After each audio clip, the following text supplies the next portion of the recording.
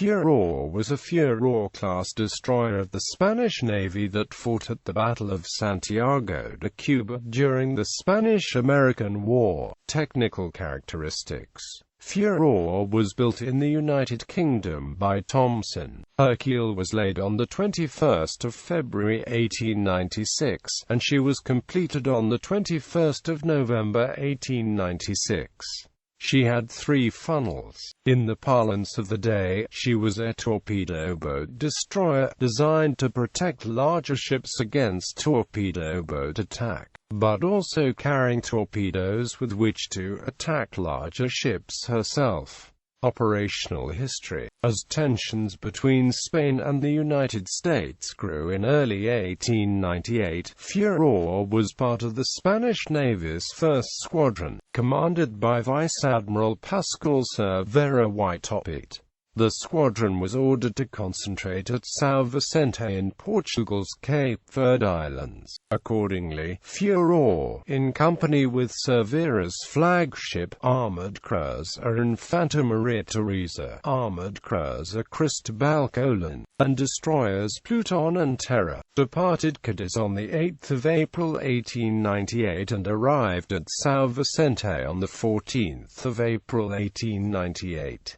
The ships had experienced mechanical problems and burned an excessive amount of coal during the voyage. Soon, the squadron was reinforced by 2 more armored cruisers, Vizjar and Almirante Oquendo. The Spanish-American War began while Furor was at São Vicente, ordered by neutral Portugal in accordance with international law to leave São Vicente within 24 hours of the declaration of war. Furor and the rest of Cervera's squadron departed on 29 April 1898, bound for San Juan, Puerto Rico. Because of continuing engine trouble and low coal supplies, Furor and her fellow destroyers were towed part of the way. Cervera's ships reached French-owned Martinique in the Lesser Antilles on 10 May 1898, while the other ships loitered in international waters. Furor and Terra went into Fort-de-France to ask for coal. France was neutral and would not supply coal. Moreover, the American auxiliary cruiser Us Harvard had just left port, and French officials announced that, in accordance with international law and France's neutrality, the destroyers, as belligerents, could not leave port until 48 hours after Harvard had left, i.e. on 13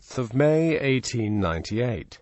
Terra had become immobilized with engine problems, so the destroyer flotilla commander, Captain Fernando Villarreal, took Furor out in the harbor on 12 May 1898 under the ruse of testing her engines, then successfully made a dash out into international waters 24 hours early, leaving Terra behind. Furor and the rest of Cervera's squadron set out on 12 May 1898 for Dutch-owned Curaçao, where Cervera expected to meet a collier. Cervera arrived at Willemstad on 14 May, but the Netherlands also was neutral, and strictly enforced its neutrality by allowing only Vizjar and Infanta Maria Teresa to enter port and permitting them to load only 600 tons of coal. On 15 May, Cervera's ships departed, no longer bound for San Juan, which by now was under U.S. Navy blockade, but for as yet unblockaded Santiago de Cuba on the southeastern coast of Cuba, arriving there on 19 May 1898. Cervera hoped to refit his ships there before he could be trapped. His squadron was still in the harbor of Santiago de Cuba when an American squadron arrived on 27 May 1898 and began a blockade which would drag on for 37 days. During the blockade, Furor and the others endured occasional American naval bombardments of the harbor. During one such bombardment on 6 June 1898, She took a shell hit in her bunkerage, but suffered no serious damage. Some of her men joined others from the fleet in a naval brigade to fight against a U.S. Army overland drive toward Santiago de Cuba. By the beginning of July 1898, that drive threatened to capture Santiago de Cuba, and Cervera decided that his squadron's only hope was to try to escape into the open sea by running the blockade. The decision was made on the 1st of July 1898, with the breakout set for the 3rd of July 1898.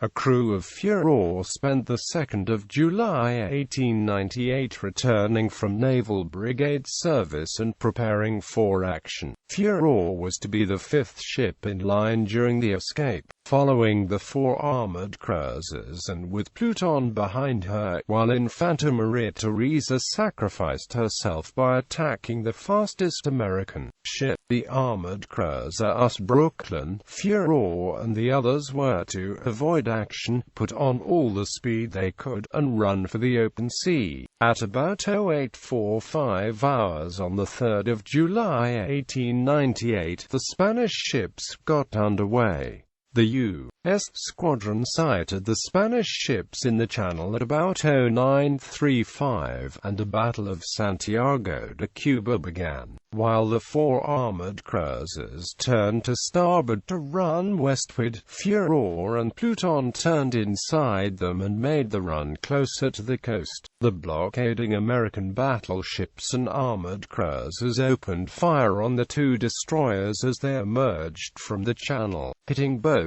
destroyers several times, but then turned their attention to pursuing the Spanish cruisers. The 2 damaged destroyers put on speed, pursued only by the armed yacht US Gloucester, a ship less well armed than the destroyers, but larger, faster, and undamaged. Gloucester hit both destroyers repeatedly. In short order, casualties aboard Furor began to climb, and her stern flooded and became submerged. All her boilers were destroyed and her engine damaged. Fires broke out in several places, including a particularly bad one in the engine room, which lay over the shell room, causing a danger of explosion. A hole was punched in her side, and finally her steering failed, too badly damaged to continue. Pluton ran herself aground at 10:45 on the beach just west of Cabanas Bay. Now alone, Furor survived only 5 more minutes, still firing her guns, but with half her crew killed or wounded and clearly doomed. Furor stuck her colors and began to lower her boats. Several American projectiles struck Spanish sailors struggling in the water before the Americans realized she had surrendered. 2 American boats came alongside and began to take off survivors, but quickly pushed away again, fearing an imminent in-magazine explosion, which promptly occurred. Furor sank about a mile offshore in deep water at 10:50.